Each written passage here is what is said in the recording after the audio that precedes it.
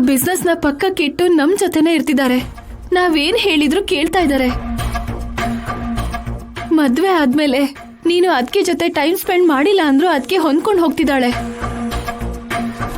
ಅವ್ರಿಗೆ ಇನ್ನೂ ಮೋಸ ಮಾಡೋಕ್ ಆಗಲ್ಲ ಅಣ್ಣ. ಏನ್ ನಡೆದ್ರು ಸರಿ, ಸಿದ್ಧವಾಗಿರ್ತೀನಿ. ಇವತ್ತೇ ಹೇಳ್ಬಿಡ್ತೀನಿ.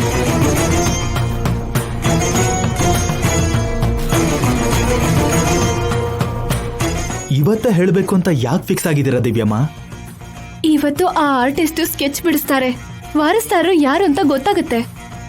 ಅವರಿಗೆ ಅದ್ಕಿಗೆ ಶಾಪದ ಬಗ್ಗೆ ಹೇಳಿ ವಾರಸ್ದಾರನ್ನ ತೋರಿಸಿ ಯಾಗ ಮಾಡಿಸಿದ್ರೆ ಶಾಪ ಹೋಗುತ್ತೆ ಅಂತ ಹೇಳ್ತೀನಿ. ಮಾಡಿರೋ ತಪ್ಪನ್ನ ಒಪ್ಕೊಂಡು ಕ್ಷಮಾಪಣೆ ಕೇಳ್ತೀನಿ. ನನ್ಗೋಸ್ಕರ ಎಲ್ಲಾನು ಬಿಟ್ಟು ಮನೇಲಿ ಇರ್ತಿರೋ ಅವ್ರ ಹತ್ರ, ನಿನ್ನನ್ ಪ್ರೀತಿಸಿ ನಿನಗೋಸ್ಕರ ಬಂದಿರೋ ಅದಕ್ಕೆ ಹತ್ರ ಕ್ಷಮಿಸು ಅಂತ ಬೇಡ್ಕೋತೀನಿ ಅಣ್ಣ. ಆದ್ರೆ ದಿವ್ಯಮ್ಮ, ಇವತ್ತು ಸ್ಕೆಚ್ ರೆಡಿ ಆಗ್ಲಿಲ್ಲ ಅಂದ್ರೆ? ಆಗತ್ತೆ ಅನ್ನೋ ನಂಬಿಕೆ ನನಗಿದೆ ಕೇಶವ. ಆ ಆರ್ಟಿಸ್ಟ್ ನನಗೆ ಅಂತ ಭರವಸೆ ಕೊಟ್ಟಿದ್ದಾರೆ. ಕೇಶವ, ಸ್ಕೆಚ್ ರೆಡಿ ಆಗಿದೆಯೋ ಇಲ್ವೋ ಅಂತ ಒಂದ್ಸರಿ ಕಾಲ್ ಮಾಡಿ ತಿಳ್ಕೊ. ಅವ್ರ ಅಸಿಸ್ಟೆಂಟೇ ಕಾಲ್ ಮಾಡ್ತಾ ಇದ್ದಾರೆ ಸರ್. ಹಲೋ ಸರ್, ನಾನು ಪ್ರಕಾಶ್ ಮಾತಾಡ್ತಾ ಇದ್ದೀನಿ. ನೀವು ಕೇಳಿದ ಸ್ಕೆಚ್ನ ನಮ್ಮ ಸಾರು ರಾತ್ರಿನೇ ಬರ್ದಿಟ್ಟಿದ್ದಾರೆ. ನೀವು ಬಂದ್ರೆ ನೋಡಬಹುದು. ನಿಜವಾಗ್ಲೂನಾ? ಏನ್ ಸರ್, ನಂಬಿಕೆ ಇಲ್ವಾ? ನಮ್ಮ ಸಾರ್ಗೆ ಮಾಮೂಲಿ ಟ್ಯಾಲೆಂಟ್ ಇಲ್ಲ. ಬಂದು ನೋಡಿದ್ರೆ ನೀವೇ ಶಾಕ್ ಆಗ್ತೀರಾ. ಬೇಗ ಬನ್ನಿ sir. Thank you sir, thank you very much. Divyamma, Abhi sir sketch ready ಅಂತೆ, ಬಂದ್ ನೋಡಿ ಅಂತ ಇದ್ದಾರೆ. ಹೌದಾ, ಬನ್ನಿ ಹೋಗೋಣ. ನಾನು ಕೇಶವ ಹೋಗ್ ಬರ್ತೀವಿ ಅಣ್ಣ. ನೀನು ಮನೇಲೇ ಇರು. ಇಲ್ಲಮ್ಮ, ನಾನು ಬರ್ತೀನಿ. ನಿನ್ನೆಯಿಂದ ನೀನು ಮನೇಲಿಲ್ಲ ಅಂತ ಅದಕ್ಕೆ ಹರ್ಟ್ ಆಗಿದ್ದಾಳೆ. ಜೊತೆಗಿದ್ದು ಸ್ವಲ್ಪ ಸಮಾಧಾನ ಮಾಡು ಅಣ್ಣ. ಹಾಗೆ ರಾಮಕೃಷ್ಣ ಮತ್ತೆ ಚಂದ್ರಿಕಾ ಅವ್ರ ಮೇಲೆ ಒಂದು ಕಣ್ಣಿಟ್ಟಿರಿ ಸರ್, ಇಲ್ಲಾಂದ್ರೆ ನಮ್ಮನ್ ಫಾಲೋ ಮಾಡ್ತಾರೆ. ನಡೀರಿ ದಿವ್ಯಮ್ಮ. ನಡಿ.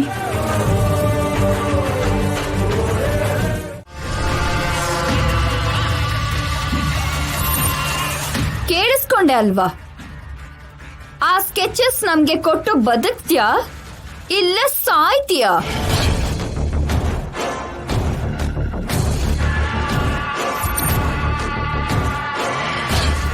ಇಲ್ಲ ಮೇಡಮ್, ನಿಮ್ಗೆ ಕೊಡ್ತೀನಿ.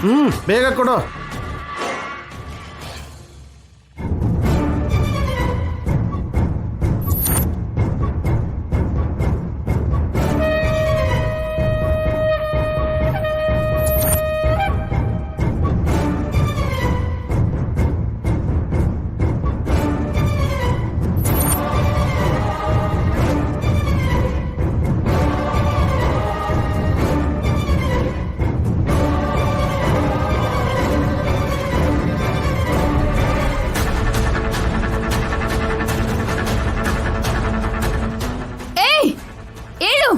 ಅನಂತ ಎದ್ದೇಳು, ಅವನ ಹಿಡಿ.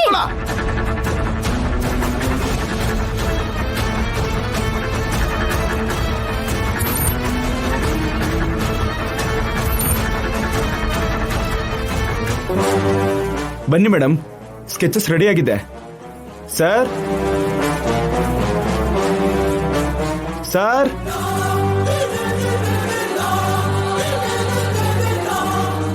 ಸಾರ್ ಕಾಣಿಸ್ತಾ ಇಲ್ವಲ್ಲ? ಯಾಕೆ? ಎಲ್ಲಿಗೆ ಹೋದ್ರು?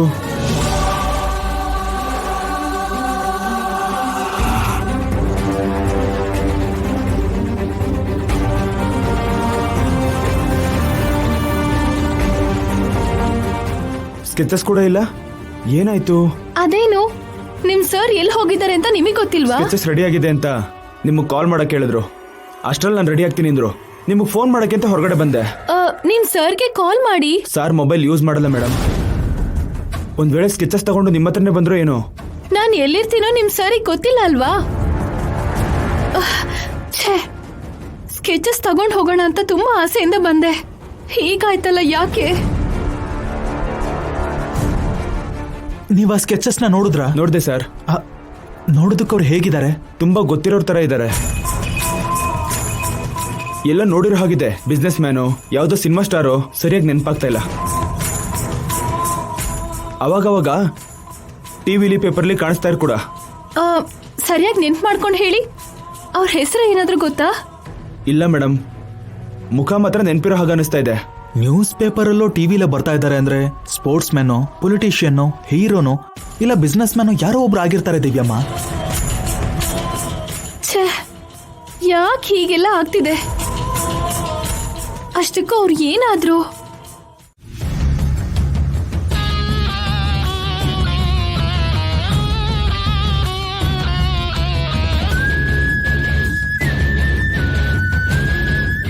ಅವ್ರ ಅಸಿಸ್ಟೆಂಟ್ಗೆ ಕಾಲ್ ಮಾಡಿದ್ದೆ ದಿವ್ಯಮ್ಮ. ಒಂದ್ ವೇಳೆ ಆ ಆರ್ಟಿಸ್ಟ್ ಏನಾದ್ರು ಅಲ್ಲಿಗೆ ಬಂದ್ರೆ ನಮಗ್ ಕಾಲ್ ಮಾಡಕ್ ಹೇಳ್ದೆ. ಅಸಿಸ್ಟೆಂಟ್ ಕೂಡ ಹೇಳ್ದೆ ಅವ್ರು ಎಲ್ಲಿ ಹೋಗಿರ್ಬೋದು. ಅವನ ಹತ್ರ ಕನಿಷ್ಠ ಫೋನ್ ಆದ್ರೂ ಇದಿದ್ರೆ ಚೆನ್ನಾಗಿರ್ತಿತ್ತು ಅಣ್ಣ. ದೇವ್ರು ಯಾಕೋ ಹೆಜ್ಜೆ ಹೆಜ್ಜೆಗೂ ನಮ್ಮನ್ನ ಪರೀಕ್ಷೆ ಮಾಡ್ತಿದ್ದಾನೆ. ನಮ್ಮ ಮೇಲೆ ಇನ್ನೂ ಕರುಣೆ ಬಂದಿಲ್ಲ ಅವನ್ಗೆ. ಎಷ್ಟೇ ಪರೀಕ್ಷೆ ಮಾಡಿದ್ರು ಯಾವುದೋ ಒಂದ್ ದಾರಿ ತೋರಿಸ್ತಿದ್ದಾನಲ್ಲ ಅಜ್ಜಿ. ಯಾಕಿಷ್ಟು ಕಷ್ಟ ಕೊಡ್ತಿದ್ಯಾ ಅಂತ ಕೇಳ್ತಾ ಇದ್ದೀನಿ ಕಲ್ಪನಾ. ಯಾಗ ಮಾಡೋದಕ್ಕೆ ತುಂಬಾ ಅಡೆತಡೆಗಳು ಎದುರಾಗತ್ತೆ. ಅದನ್ನ ಎದುರಿಸ್ಬೇಕಾಗತ್ತೆ ಅಂತ ಸ್ವಾಮೀಜಿಗಳು ಹೇಳಿದಾರಲ್ವಾ ಅಜ್ಜಿ? ನಿಜಾನೇ, ತಲೆಮಾರಿನ ಶಾಪ ಸುಮ್ನೆ ಹೋಗತ್ತಾ ಹೇಳಿ?